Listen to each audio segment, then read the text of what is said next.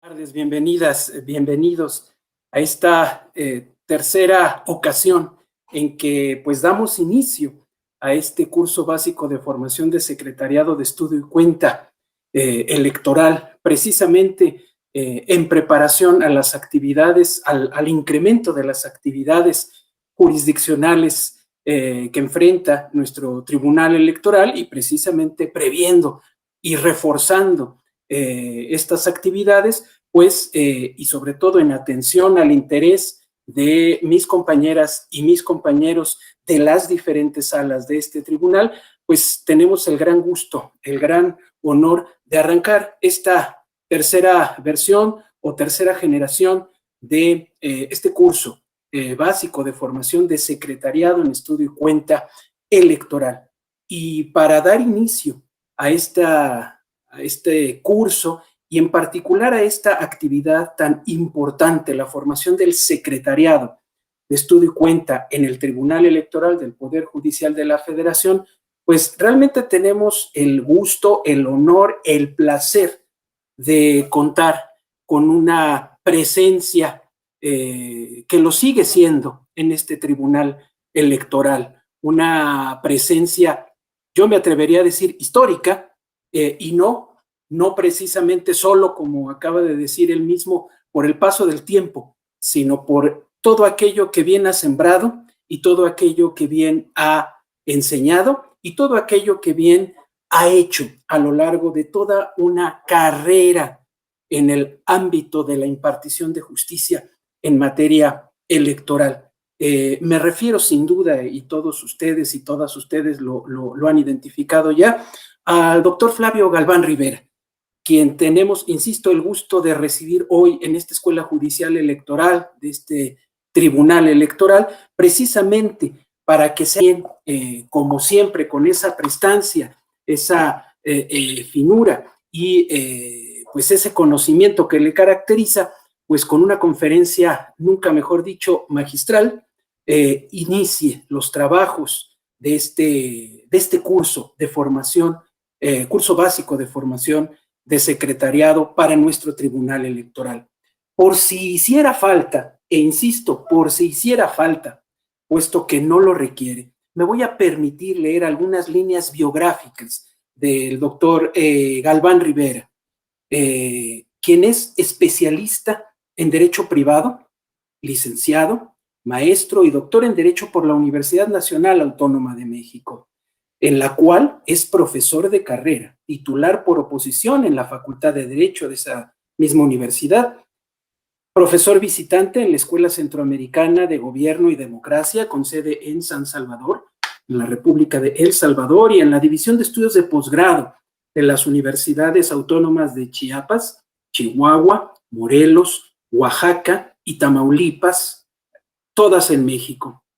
Expositor en Derecho Constitucional, Fiscal, Registral, Notarial, Procesal, Civil, Familiar, Electoral, Probatorio, Procesal Electoral y Derecho Disciplinario, entre otras asignaturas, tanto en conferencias, congresos, diplomados, seminarios, simposia, como en otras actividades académicas nacionales e internacionales en nuestro país, Argentina, Colombia, Costa Rica, Ecuador, El Salvador, España, Honduras, Perú, Puerto Rico, República Dominicana, Uruguay y Venezuela. En el Tribunal Electoral del Poder Judicial de la Federación, don Flavio Galván Rivera fue presidente, secretario general de acuerdos y magistrado de su sala superior. Además, fue magistrado de sala regional del Tribunal Federal Electoral y secretario de estudio y cuenta en el Tribunal de lo Contencioso Electoral. En el Tribunal Fiscal de la Federación se desempeñó como secretario de acuerdos de sala regional y secretario de estudio y cuenta de su sala superior. Es autor de los libros El concubinato en el vigente derecho mexicano, Derecho Procesal Electoral Mexicano, Justicia Electoral a 25 años de distancia, Diccionario Electoral Legal, Estudios de Derecho Electoral Sustantivo y Procesal, tomo 1, y Lecciones de Derecho Electoral y Democracia Participativa. Es coautor de más de 30 libros, entre los que cabe citar Derecho Procesal Constitucional, Tendencias Contemporáneas del Derecho Electoral en el Mundo, Justicia Electoral en el Umbral del Siglo XXI, Elecciones y Justicia en España y México, Diccionario de Derecho Procesal Constitucional y Convencional, Diccionario Electoral del Instituto Interamericano de Derechos Humanos y El Juicio de Amparo en el Centenario de la Constitución Mexicana de 1917, pasado, presente y futuro. Entre los múltiples reconocimientos que le han sido otorgados en México y diversos países, cabe destacar el de conferenciante distinguido por la Universidad Complutense de Madrid, en España, huésped distinguido en la ciudad de Quito, Ecuador, y el de Siervo de la Democracia, otorgado en 2018 por la Barra de Abogados Electorales de México, misma que en 2020 ha instituido la presea al mérito por la democracia, doctor Flavio Galván Rivera, a quien le doy la más calurosa y muy cariñosa bienvenida a esta escuela judicial y a quien dejo en el uso de la voz, no sin antes recordar a mis compañeras y compañeros que mantengamos nuestros micrófonos apagados y en la medida de lo posible nuestras cámaras encendidas para facilitar la exposición del señor doctor Galván Rivera. Bienvenido, doctor. Adelante, por favor. Gracias, querido Carlos. Bajo protesta de decir verdad, no fue el currículum que yo mandé. Lo rescataron de algún archivo y el doctor Carlos Báez, me ha hecho el favor de leer esta síntesis que utilizaba cuando buscaba trabajo. Pero pues, ahora ya creo que no hace falta y mandé una síntesis curricular, creo que de 152 palabras, que es lo que pretendo presentar para la obra testimonial, mi querido Alejandro, que me enviaste la invitación. Les agradezco mucho. Y hoy, de manera especial, acepté sin comentario el título de conferencia magistral, porque se la quiero dedicar a mi padre, que si viviera, estaría hoy cumpliendo 93 años. Hace 2 años que nos dejó, se adelantó en un camino que todos vamos a seguir. El curso me parece sumamente importante y el tema más todavía. ¿Qué tan importante es para la justicia electoral la formación y calidad del Secretariado de Estudio y Cuenta? Me di a la tarea de buscar algo y nada encontré. Tal vez no busqué adecuadamente, pero ni en la literatura ni en las leyes. Y esto me parece que es un gran descuido de los académicos, que no hemos dedicado el tiempo adecuado para analizar y proponer el perfil de lo que debe ser el secretario de Estudio y Cuenta. Obviamente no en todas partes existe formalmente la Secretaría de Estudio y Cuenta, pero en todos los órganos jurisdiccionales se cumple la función. Porque todo secretario tiene que estudiar y dar cuenta al juez, al magistrado o al ministro con el cual esté adscrito. ¿Y cómo debe ser entonces el secretario de Estudio y Cuenta? ¿Qué debe hacer el secretario de Estudio y Cuenta? Por la pregunta, ¿qué tan importante es?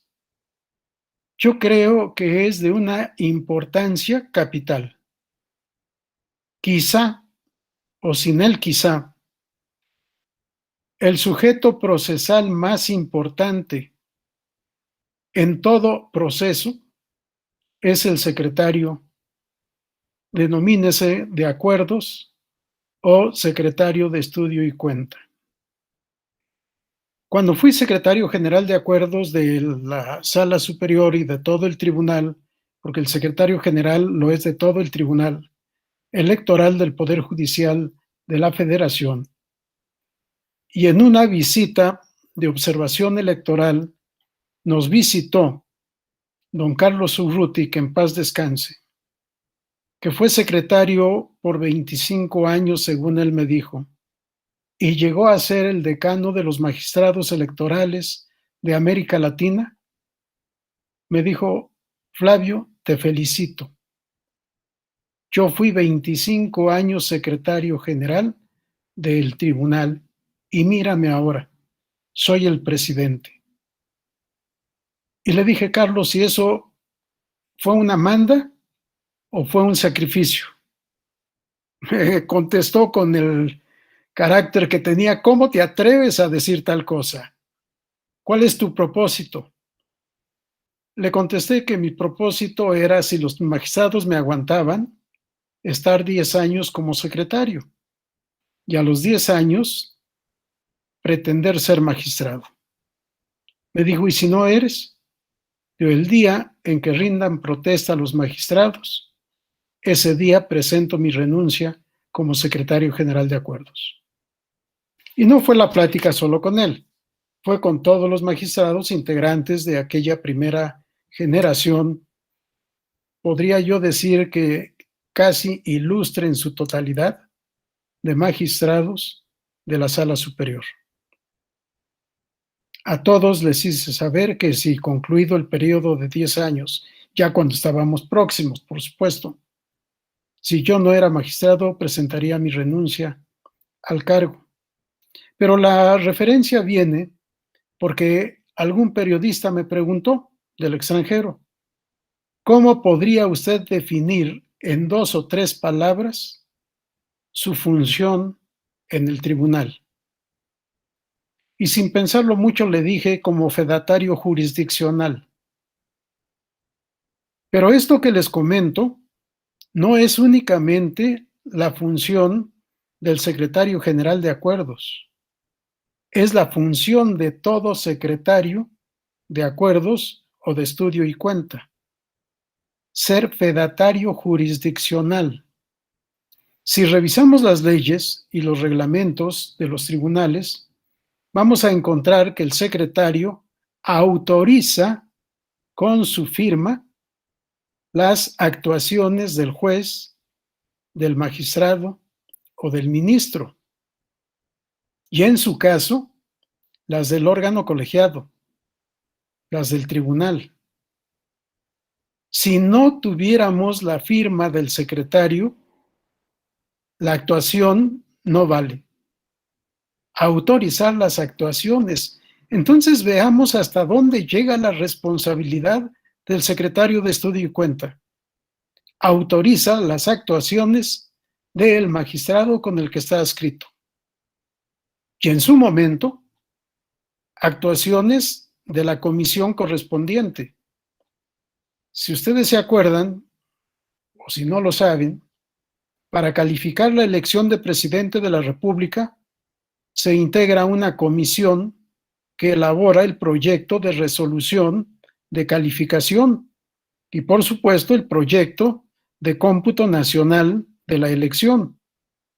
Y ahí son los secretarios de estudio y cuenta de las ponencias de los magistrados integrantes de la comisión quienes autorizan la actuación de la comisión. No solo dan fe. La leyenda al final de toda actuación ante el secretario que autoriza y da fe no es una simple leyenda, es un compromiso con la República. Se autoriza porque se considera que lo actuado es conforme a derecho. Se da fe. La fe pública es un principio de autenticidad.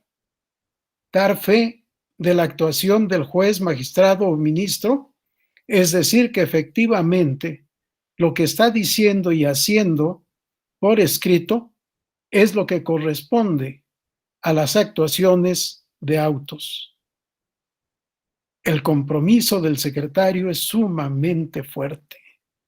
Jurídicamente, lo que haga el tribunal o lo que haga el magistrado no vale si el secretario no firma. Y en esto, por supuesto, nos va el nombre, probablemente el patrimonio y tal vez la libertad. De tal manera que no hay obediencia jerárquica cuando uno firma.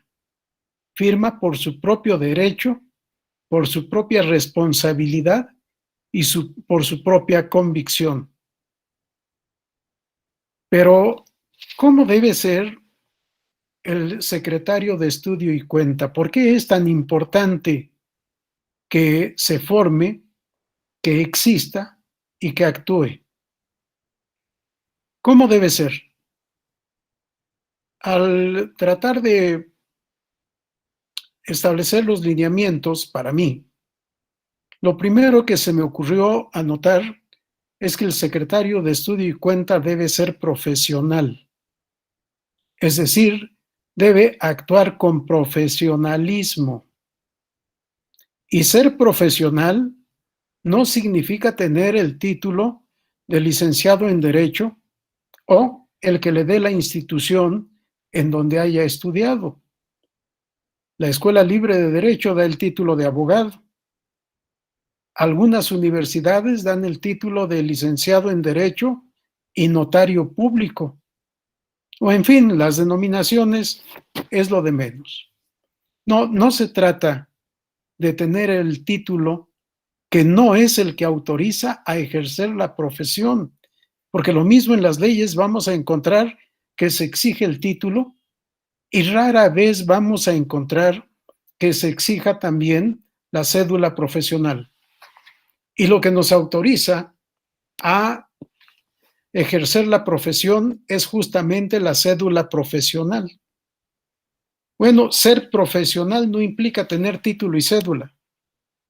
Ser profesional implica saber derecho.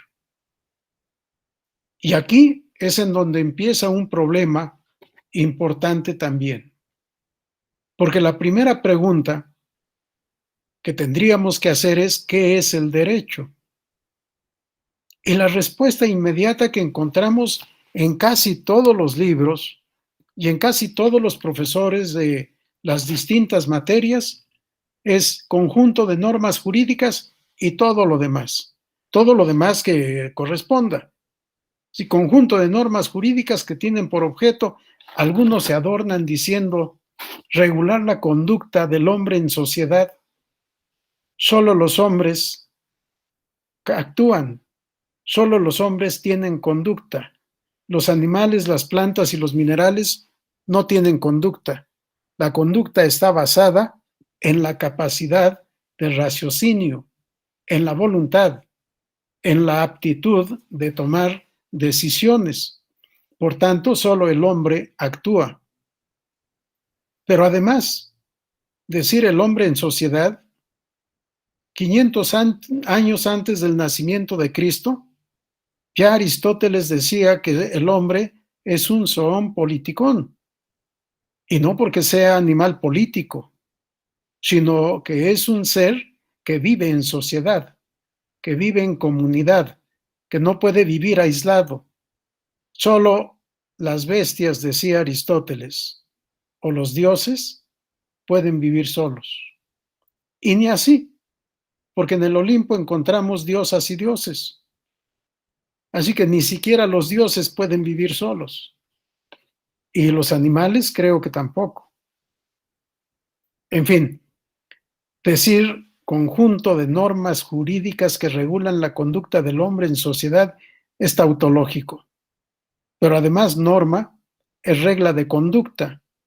Entonces, ¿para qué decimos que rigen la conducta del hombre en sociedad? Con decir conjunto de normas jurídicas, ya lo dijimos todo. Pero lo dijimos todo de una parcialidad. El secretario de estudio y cuenta no se puede conformar con conocer la legislación electoral, la Constitución en el mejor de los casos, haberla leído completa, Cuando yo imparto fundamentos constitucionales del derecho electoral, impongo como tarea a los alumnos leer 1, 2, 3, 4 veces la Constitución. Hay quienes concluyen el semestre y no la leen ni una vez.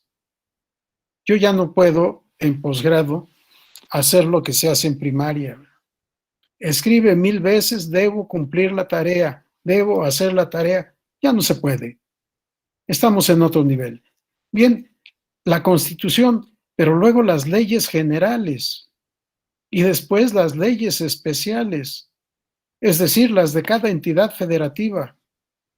Nadie puede decir en México que sabe derecho electoral mexicano. ¿Por qué? Porque tendríamos que conocer las 4 leyes generales, más todas las leyes particulares de cada entidad federativa, más las constituciones de los estados y la Ciudad de México y la Constitución Federal. Pero esa es nuestra primera tarea, conocer la legislación, que obviamente no es suficiente.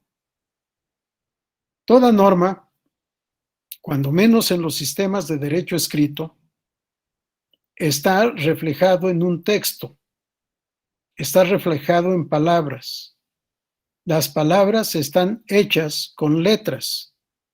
Las letras son signos y los signos tienen significado.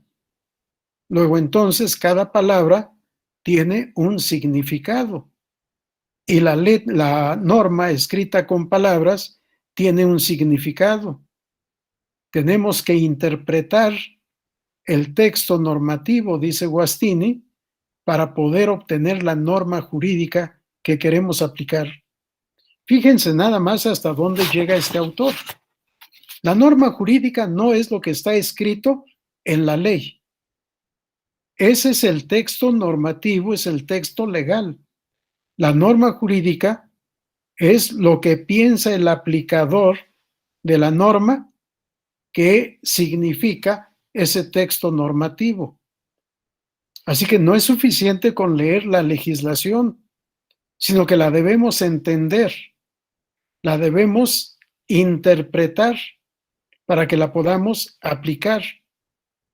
Y como no podemos saber todo, ni sabemos todo, ni somos intérpretes únicos e infalibles, tenemos que leer a los autores especializados en cada materia. Y eso también es derecho. Ciencia del derecho, teoría del derecho o jurisprudencia, como se le denominaba en el derecho romano. Ciencia de lo justo y de lo injusto. Noticia o conocimiento de lo humano y lo divino. Veamos hasta dónde llega el concepto de derecho en esa acepción científica o doctrinaria. No solo es el derecho humano, sino el derecho divino. El juez es a imagen y semejanza de Dios. No estoy hablando de un Dios en especial. Estoy hablando de Dios porque decimos, los creyentes, que Dios nos juzga y que cuando dejamos este mundo, llegamos al día del juicio final para cada uno de nosotros. Y hay pinturas en donde nos demuestran o nos muestran cómo se va haciendo la selección, quiénes van al cielo, quiénes van al infierno y quiénes se van al purgatorio para los que tenemos la creencia cristiana, con sus variantes. Bueno, el juez juzga quién tiene razón, a quién no le asiste la razón. Y dice Carneluti, por eso se hicieron los tribunales colegiados, para ver si entre varios hay menos comisión de errores. Esto es lo que para mí implica el derecho, norma, ciencia, pero también principios generales del derecho, que para mí son normas jurídicas. Pero el derecho implica también sujetos de derecho. implica derechos y deberes. ¿En dónde están esos derechos y deberes? Lo he dicho con antelación, en las leyes, pero no solo en las leyes, en la costumbre, en la jurisprudencia, en los tratados internacionales para nuestra materia, tuteladores de derechos humanos, y en los principios generales del derecho. Entonces, saber derecho es identificar incluso el concepto sujeto de derecho, que no es lo mismo que persona. Hay sujetos de derecho con personalidad y sujetos de derecho sin personalidad. Y en nuestra materia, nadie duda que los partidos políticos son personas morales. El ciudadano es persona física. Las coaliciones y los frentes no tienen personalidad jurídica, pero todos son sujetos de derecho. ¿No? Tenemos que conocer el contexto de los derechos y deberes de estos sujetos de derecho, que constituyen lo que yo denomino el patrimonio de los sujetos de derecho. Y no me refiero al concepto civilista de patrimonio como universalidad de derechos y deberes de contenido económico que constituyen una universalidad jurídica. Sí es una universalidad jurídica, pero son todos los derechos y deberes de toda naturaleza, de derecho público, de derecho privado o de derecho social. Entonces, saber derecho es un concepto sumamente amplio para decir es un profesional del derecho. ¿Cuántas veces escuchamos, obviamente en nuestra materia no pasa, pero cuántas veces escuchamos a un magistrado decir cosas que no se atreverían a decir estudiantes de primer semestre de licenciatura en Derecho? Y sin embargo, firman sentencias, firman acuerdos. En alguna ocasión, hablando con don José Luis de la Pesa, presidente del tribunal, yo secretario general de acuerdos, le dije, perdónenme, pero así les hablaba a todos los magistrados de sala superior. José Luis, fulanito dice tal cosa, abogado postulante. Y yo le dije esto y esto, y me replicó esto otro. Me dijo, ¿y qué te extraña? Y yo, ¿por qué, José Luis? Para él el derecho es un misterio impenetrable. ¿Sí? Hay jueces, magistrados y ministros para los que el derecho es un misterio impenetrable. ¿Qué es lo que tiene que hacer el secretario de Estudio y Cuenta? Suplir la deficiencia del juzgador. ¿Hasta dónde llega la responsabilidad profesional del secretario de Estudio y Cuenta? Por supuesto, mucho cuidado. Obediencia jerárquica, ahí sí, sin necesidad de que haya obediencia intelectual. Les voy a platicar dos casos que viví como secretario de Estudio y Cuenta del Tribunal de lo Contencioso Electoral. Varios casos como secretario en materia fiscal. Mi vida profesional se reduce a muy poca experiencia en ámbitos de trabajo. En los tribunales permanecí 39 años. 10 años en el Tribunal Fiscal de la Federación, no recuerdo si 3 o 4 años como secretario de acuerdos de la Segunda Sala Regional Metropolitana y los restantes en Sala Superior del entonces Tribunal Fiscal de la Federación.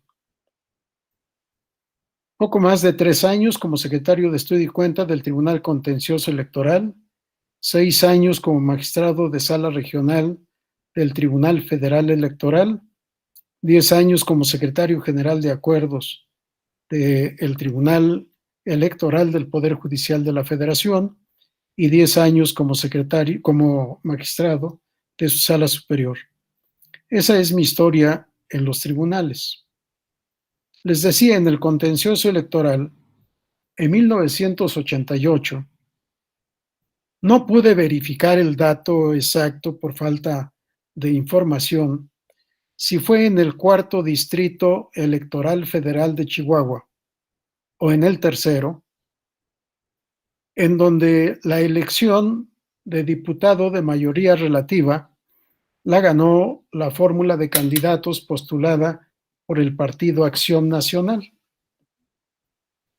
En esa época, yo estaba adscrito a la ponencia de magistrado supernumerario. Los dos magistrados supernumerarios, uno de ellos vive, no, los dos viven todavía. Los magistrados supernumerarios se encargaban de substanciar los medios de impugnación, que solo eran dos: apelación en la etapa preparatoria, queja en la etapa posterior a la jornada electoral. Por tanto, yo como secretario de estudio y cuenta de ponencia de magistrado supernumerario, no me correspondía hacer proyectos de sentencia, sino solo los proyectos de acuerdo para que el magistrado con el que yo estaba adscrito pudiera revisar, autorizar y firmar. Autorizar desde el punto de vista burocrático y firmar para que se pudieran notificar.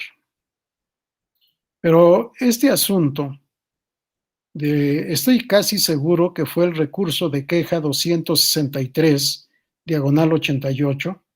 La clave era RQ-263, diagonal 88, cuarto distrito electoral federal de Chihuahua. Me lo encargó el presidente del tribunal. Y me dijo: Flavio, por instrucciones del señor presidente de la República electo, no se puede modificar el resultado de esta elección. Cuando escucho decir ni una coma menos, me recuerdan instrucciones de esa naturaleza que recibí. Se deben declarar infundados todos los conceptos de agravio. Y si se puede desechar, mejor. El presidente del tribunal dándole la instrucción. Estudié el asunto. Le di cuenta al magistrado con el que yo estaba adscrito y luego al presidente. Y le dije: maestro, porque había sido director de la Facultad de Derecho y yo lo conocía en esa calidad. Dije: maestro, no podemos dejar de declarar la nulidad de la votación recibida en tantas casillas. Montó en cólera y me dijo: Flavio, la instrucción fue clarísima, le dije tal cosa, y yo no puedo ir con el presidente a decirle que usted dice otra cosa. Dije: maestro, no pasa nada. Declaramos la nulidad de la votación recibida en estas casillas, en donde la causal de nulidad está fehacientemente demostrada, en donde no podemos decir que la votación es válida, y haciendo cuentas, permanece el resultado final a favor del Partido Acción Nacional. Dijo: Flavio, ¿estás seguro? Dije: maestro, ya lo estudié con mucho cuidado. Dije: déjeme su proyecto y más tarde le digo qué hacemos. Al día siguiente me dijo: Flavio, puede pasar en limpio el proyecto, lo vamos a resolver tal día. Sí, contra instrucción precisa del presidente del tribunal, hice un proyecto distinto y así quedó. ¿Por qué?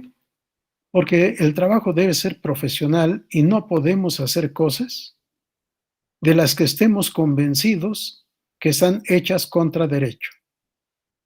Antes mi renuncia que aceptar una orden que sea antijurídica. Y eso lo he dicho públicamente. Bueno, ahora es público también, aunque esté yo solo en este espacio, pero todos ustedes en cada uno de sus espacios. El segundo caso fue en 1989, con la constitución del Partido de la Revolución Democrática. Quería el Partido de la Revolución Democrática tener como colores de su emblema verde, blanco y rojo. Y, por supuesto, se opuso la entonces Comisión Federal Electoral, les dijo que no, impugnaron en recurso de apelación, no traje el dato, pero ese debe ser mucho más conocido, 1989. Me turnaron también ese asunto, me llamó el magistrado con el que estaba yo adscrito a su casa un domingo. Fui y me dijo: Flavio, por instrucciones del presidente, este asunto se debe desechar porque se trata o se impugna un acto derivado de acto consentido. Ya me dio instrucciones, regresé a mi domicilio, me puse a estudiar. Pero desde esa ocasión le dije: maestro, no se puede. Me dijo: ¿por qué no? Hay jurisprudencia en materia de amparo. Le dije: hay jurisprudencia de la Suprema Corte de que si no está expresamente prevista la causal de improcedencia, no se puede aplicar por analogía. Y en materia electoral, no está previsto que el acto derivado de acto consentido sea improcedente, la impugnación sea improcedente. Dijo: Flavio, haga el proyecto como le dije y nos vemos mañana. Me puse a trabajar, llegué temprano al tribunal, empecé a dictar, no teníamos computadoras, estoy hablando de 1989.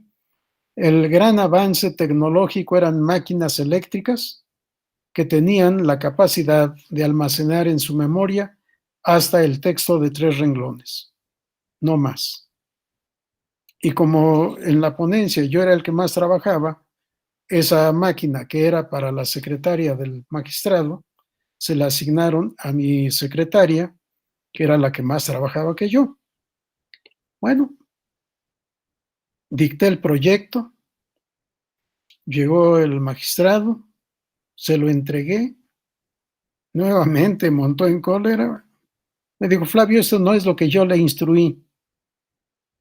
Le dije: maestro, la sesión privada, desde entonces había sesiones privadas, la sesión privada es a las 12, son 10 para las 12, no podemos rehacer nada.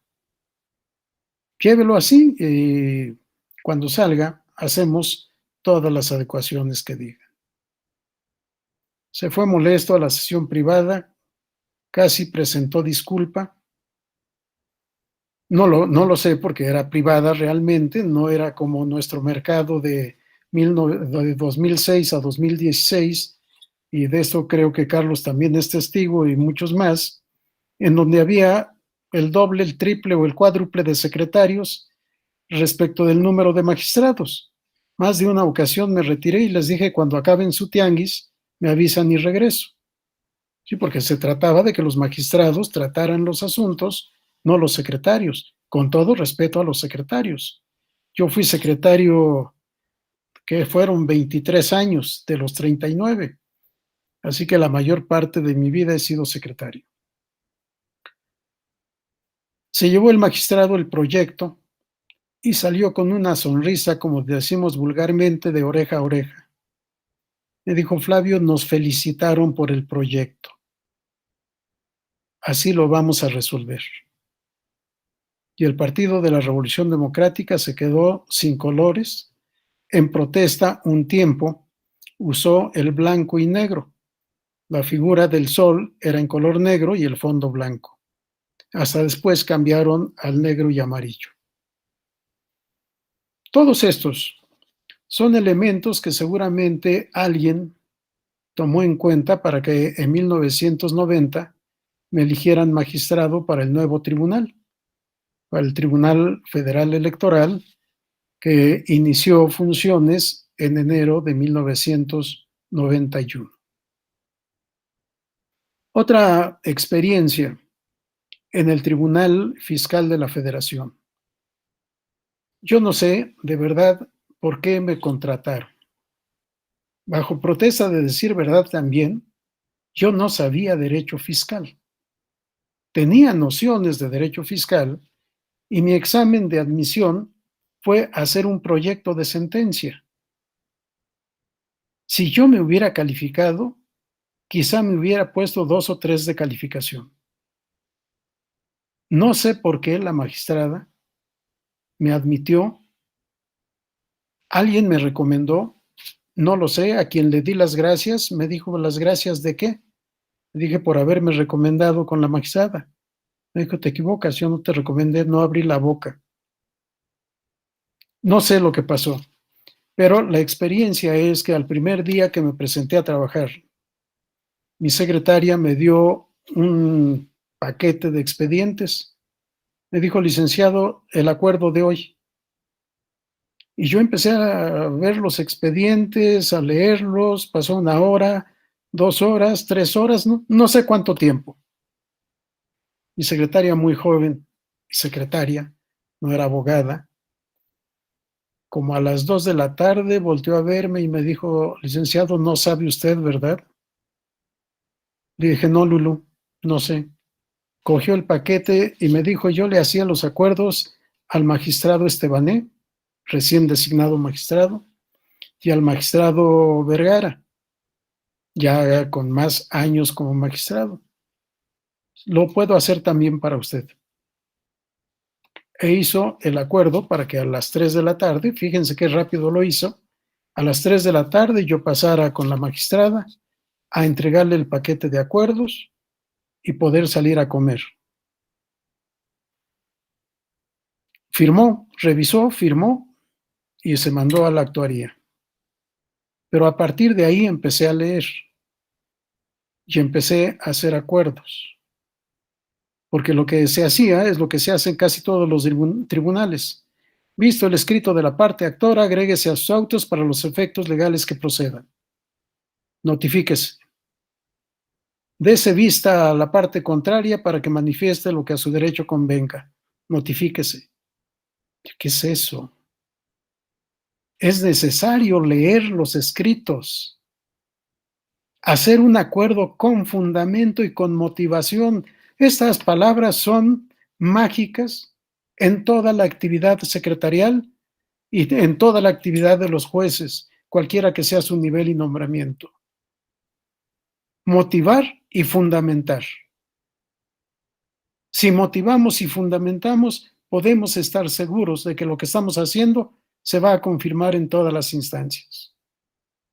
Cuando yo salí de sala regional del Tribunal Fiscal para incorporarme a la sala superior del propio tribunal, mis formatos de acuerdo eran copiados en todas las ponencias de la sala y en otras salas regionales. Primero me empezaron a pedir permiso para copiarlos y ya después sin permiso los copiaban, cosa que me da mucho gusto. Si de llegar sin saber nada de la materia, salí de esa sala dejando un modelo de acuerdos, no sé si se sigan o no, y me fui a sala superior. En sala superior estuve con un magistrado, todo bondad, todo generosidad, que sabía muchísimo de la materia fiscal. Con él aprendí a presentar proyectos contra el criterio personal. Una vez me dijo, Flavio, este asunto lo vamos a proyectar de esta manera. Le dije, magistrado, pero no es su convencimiento. Usted piensa de manera diferente. Me dijo, Flavio, la mayoría ya ha fijado criterio. No se ha elaborado la tesis de jurisprudencia, pero ya es jurisprudencia. ¿Para qué les hacemos la vida difícil? Le dije, pero si usted no piensa así, ¿cómo va a votar así? Y le dijo, ¿y quién dijo que voy a votar a favor? Bueno, magistrado, creo que la lógica es lo que nos indica. Si es su ponencia, tiene usted que votar a favor. Me dijo, no, es la ponencia, si de mi magistratura o de mi ponencia es el proyecto, pero no tengo por qué votar conforme al proyecto. Y lo voy a decir en la sesión pública. Presento el proyecto conforme al criterio mayoritario que no es coincidente con mi criterio. Yo emito voto particular. Qué interesante y qué enseñanza para el secretario. Saber que se puede presentar un proyecto contra la opinión personal del ponente. Y ahí me decía el magistrado, cuando me canso de leer los proyectos de sus compañeros, descanso leyendo los proyectos de usted. En Sala Superior del Tribunal Fiscal nunca hice un proyecto en papel blanco. Siempre hice proyectos en papel membretado. Nunca me regresaron un proyecto. En Sala Superior tenía yo el privilegio, en Sala Regional tenía que regresar después de comer, y como estaba en la Colonia Juárez, la Sala Regional, allá por la Diana Cazadora, en Praga y Reforma, Varsovia y Reforma, pues me quedaba a comer por ahí. En Sala Superior yo trabajaba 2 o 3 horas diarias. De las 11 o de las 12 a las 2 y nada más. Nunca falté al cumplimiento de mi cuota de proyectos. Hubo un año en que tuve más proyectos que cualquier otra ponencia o cualquier otro secretario de las demás ponencias. Sí, para trabajar no requiere uno tampoco muchísimas horas, salvo cuando hay expedientes de muchas pruebas, muchos documentos, muchos anexos que revisar. Y esto me lleva al otro tema. Tener que revisar con minuciosidad los expedientes para poder acordar y para poder resolver. Si tenemos que leer con mucho cuidado para poder saber de qué se trata, qué es el asunto que tenemos enfrente. Nunca hay 2 asuntos iguales. Algunas diferencias han de existir. Vean lo que acaba de suceder con la demanda de 2 candidatos a gobernador, uno de Guerrero y el otro de Michoacán. El de Guerrero elaboró su demanda, la presenta, el de Michoacán se da cuenta, le pide prestada la demanda y no le cambia ni siquiera el estado al que corresponde.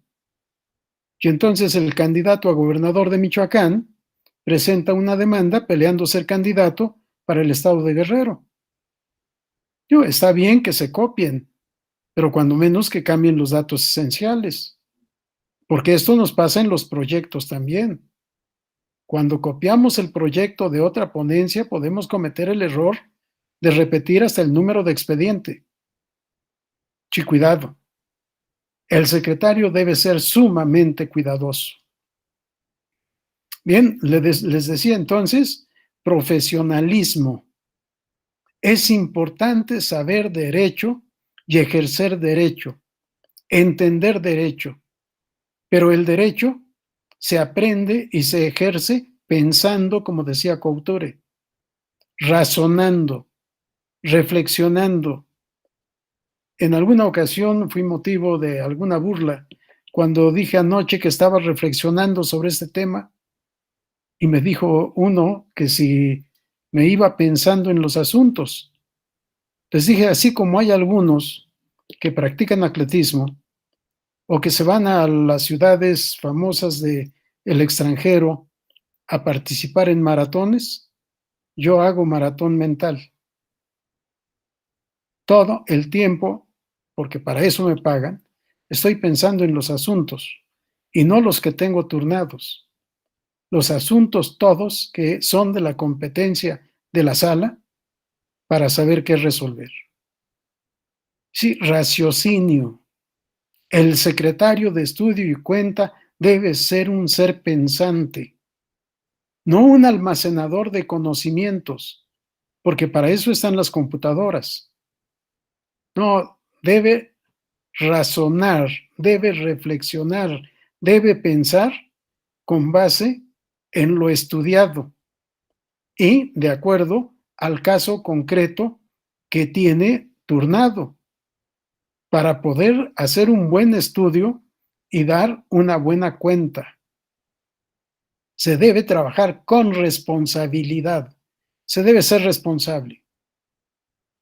Y por supuesto, lo que se exige a todo juez, el secretario es secretario, no es juez, pero está haciendo el trabajo que va a presentar el juez al pleno para que el pleno decida.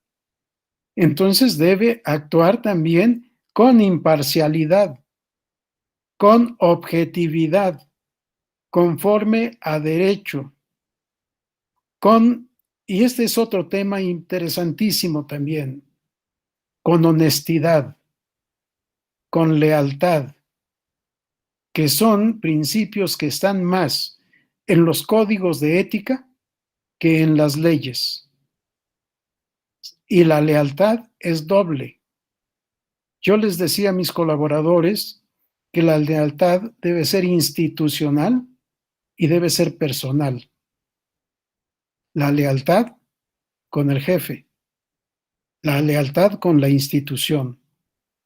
Claro, hay a quienes les conviene ser desleales, porque la deslealtad a veces se paga bien, por otros desleales también, pero desafortunadamente esto es algo que vamos a encontrar en la vida. Yo espero que no con mucha frecuencia.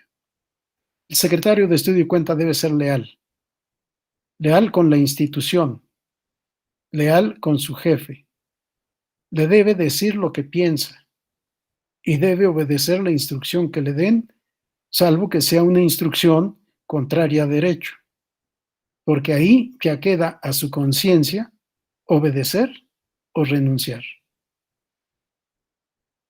Esto, por supuesto, no es fácil, pero es parte de un código personal que todos y cada uno de nosotros se debe hacer. Y si hay algo sumamente difícil en la vida, cuando se quiere hacer difícil, pero sencillo cuando se quiere ser auténtico, es la congruencia. Algún día el presidente Constancio Carrasco me dijo, lo digo porque no me lo dijo nada más a mí, sino lo dijo en sesión privada, tú y tu maldita congruencia, ¿no te puedes equivocar una vez? Y bueno, me puedo equivocar, siempre que no esté consciente del error, porque si conozco el error, ya no es equivocación, es conducta dolosa. Y ahí nunca voy a caer. Tenemos que formarnos un código de ética personal congruente con la ética institucional. En términos generales, ser profesionales, conocer la materia, actualizarnos permanentemente, si es posible hacer estudios de posgrado, no porque el posgrado dé algo, los posgrados no dan nada. Cada uno de los que estudian posgrado se da a la tarea de formarse de acuerdo a los programas que han elaborado y aprobado las instituciones correspondientes. Asistir a diplomados, a conferencias, muchas veces va uno incluso para aprender lo que no se debe hacer o decir. Pero todo acto de esta naturaleza ayuda. Ser responsables permanentemente, ser leales, ser honestos. Hace falta formar secretarios de todos los niveles. Si alguien les platica cómo se trabajaba en mi ponencia o cómo se trabajó durante los 10 años, podrán advertir que tenía reuniones para analizar todos los asuntos con todos los abogados de la ponencia, sin importar si eran pasantes, estudiantes, licenciados, doctores o maestros, todos con la misma libertad y la misma responsabilidad para estudiar, pensar y hablar. Les decía yo lo que en alguna ocasión nos dijo el presidente del Tribunal de lo Contencioso Electoral. Pierdan el respeto a los magistrados. El respeto académico, no el respeto personal. Piensen y atrévanse a decir lo que piensan. Pero si después de haber dicho lo que piensan, con todo respeto, por supuesto, reciben una instrucción contraria, les toca obedecer. Si la instrucción contraria es contra derecho, a cada uno le toca decidir si continúa recibiendo, y acatando instrucciones antijurídicas o si emprende el camino a otros lugares. Les agradezco mucho su atención. Vamos a tratar de dar unos 10 minutos por si hay alguna pregunta. Trataré de contestarla porque a las 6 de la tarde tengo la otra actividad. Gracias por su atención, gracias por la invitación, gracias por la atención de todos. Vi muchas caras atentas, algunas sonrientes, otras están trabajando, pues con el cubreboca no se puede saber mucho de los gestos, pero me dio mucho gusto estar con ustedes. Gracias. Muchísimas gracias, doctor Flavio Galván Rivera. Sin duda, pues como siempre sucede con todas aquellas personas que han desempeñado pues tan relevantes funciones en el ámbito de la impartición de justicia, pues uno acaba siempre contento, gozoso de escucharles y sobre todo de recibir, de que nos sigan transmitiendo eso que bien nos saben transmitir, no solo información, sino experiencia. Y pues sin duda ha puesto usted el énfasis, doctor Galván, en dos aspectos por demás relevantes. Por un lado, el profesionalismo, desdoblándolo en todos sus aspectos, el saber leer, el saber estudiar el expediente, el saber dar una buena cuenta, que son pues esencialmente las tareas esenciales de toda aquella persona que desempeña o que aspire a desempeñar esa función en la Secretaría de Estudio y Cuenta, el saber razonar, es decir, el saber construir a partir de esos insumos, a partir de lo que la letra de las normas nos dice, la interpretación que de esa letra se hace, el conocimiento de los precedentes, en fin, el ir razonando, o sea, construyendo esa propuesta al titular de la ponencia y la responsabilidad, sin duda. El otro elemento fundamental que a su vez pues se desdobla en esos diversos aspectos que usted mencionó, la honestidad, sin duda básica, y la lealtad, tanto a la persona como, y sobre todo, diría yo, a la propia institución. Pues a partir precisamente de estos conceptos básicos, generales, pero fundamentales, pues estoy seguro que muchas de mis compañeras y de mis compañeros tendrán por ahí algún comentario, alguna duda que quisieran plantearle al doctor Galván, aprovechando esta oportunidad que se nos da para pues intercambiar, insisto, estas preguntas, estos comentarios, sea levantando la mano o abriendo su micrófono, por favor. Parece que Ismael Anaya levantó la mano. Adelante, Ismael, por favor. Buenas tardes, magistrado. Buenas tardes a todos. Buenas tardes. Yo tengo el orgullo de haber sido colaborador del magistrado Galván Rivera, y lo digo honestamente, es un orgullo haber sido su colaborador. Para mí es todo un maestro, el doctor Galván Rivera. Siempre me he dirigido hacia él de esa forma, maestro. Y en primer lugar quiero señalar que doy fe de que efectivamente las reuniones del magistrado eran así. Era entrar a las 9 de la mañana y salir a las 10, 11, 12 de la noche con una tarea: vayan preparando los votos particulares. Y así empezábamos nuestra jornada de trabajo a las 10, 11 de la noche a elaborar los documentos.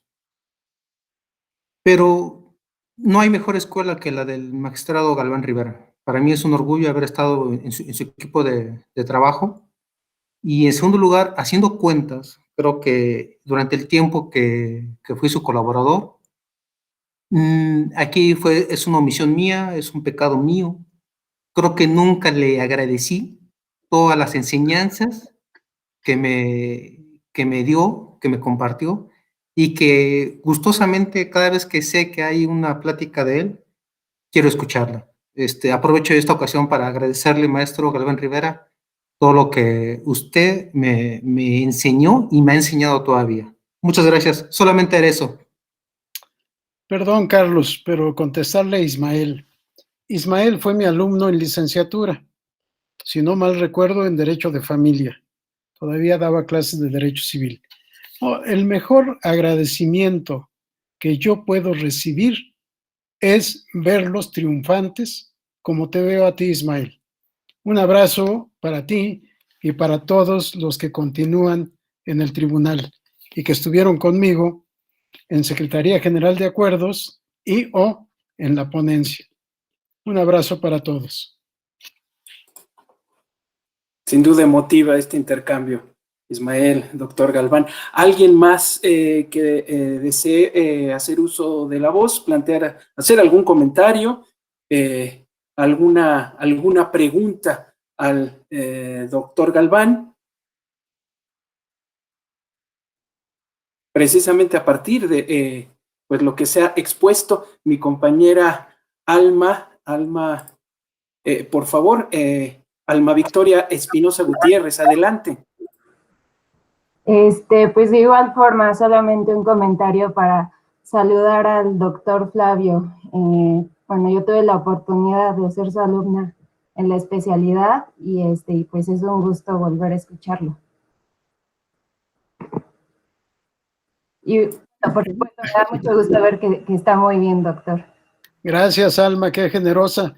Me sufrió 3 semestres, imagínense nada más. Felicidades, Alma. Gracias, doctor. ¿Estás en el tribunal o eres aspirante? No, estoy en la sala regional Ciudad de México, doctor. Me da mucho gusto. Felicidades. Gracias. Pues si no hubiese algún otro comentario, alguna otra participación y en atención precisamente a lo que nos ha compartido el doctor Galván, y no sin cierto pesar, porque estoy seguro que nos encantaría seguirlo escuchando, no solo por las anécdotas, doctor Galván, sino por lo que está detrás de las anécdotas, porque en no pocas ocasiones pudiese parecer que magistrados, antiguas magistradas, nos están compartiendo solo anécdotas, pero hay mucho más. Hay que entender lo que está detrás y lo que nos están compartiendo cuando nos platican, por ejemplo, de su paso, en este caso, por el Tribunal Fiscal de la Federación, las diversas circunstancias que han enfrentado todas estas personas como usted, pues que han venido a ser llamadas precisamente por la República para desempeñar estos importantes cargos en la impartición de justicia. Pues si no hubiese alguna otra participación, consultaría de nueva cuenta, y si no fuera así, pues de mi parte, doctor Galván, solo reiterarle el enorme aprecio y la gratitud por lo que toca a la Escuela Judicial de su Tribunal Electoral del Poder Judicial de la Federación, por seguir participando activamente en estas actividades de formación, de capacitación, de actualización, en la escritura misma de esta historia de todos y de todas de este Tribunal Electoral. Muchísimas gracias, doctor. Si gusta usted agregar algún comentario final. Solo despedirme de ustedes. Gracias, querido Carlos. Perdóname la falta de protocolo, pero los he tratado no por falta de respeto, sino por cariño, de esta manera, como lo hago de la manera personal también. Ver a Alma, ver a Ismael, ver a muchos otros cuyos nombres no recuerdo o que no alcanzo a leer aquí en las cámaras, y verlos a ustedes, ver que Alejandro también está cuando no tenía necesidad de estar, me refiero a Alejandro Camacho, porque tienen tantas actividades, y qué bueno a la Escuela Judicial. Qué bien que sigan llevando a cabo actividades contra todos los problemas que tenemos. La democracia no se puede contagiar de COVID. Acabo de escribir para una ponencia que presentaré el 18 de mayo en la Cátedra de Democracia, Ciudadanía Global y Nuevas Formas de Educación Ciudadana, algo así, una cátedra organizada por la UNESCO con la Universidad de Quebec. El 18 de mayo será mi intervención, ya les transmitiré los datos por si alguien quiere escuchar también esa intervención, que es a nivel global. Algo interesantísimo, que la UNESCO también se preocupe por estos temas. La democracia no se puede contagiar de COVID. Tenemos que seguir adelante. Felicidades y éxito en el curso y espero que de aquí surjan más de uno, secretario, secretaria de Estudio y Cuenta. Ojalá se haga realidad. Un abrazo para todos. Muchísimas gracias, doctor Galván. Y ahora les invito a que abramos los micrófonos precisamente pues para tributar, nunca mejor dicho, un fuerte abrazo, un fuerte aplauso al doctor Galván Rivera.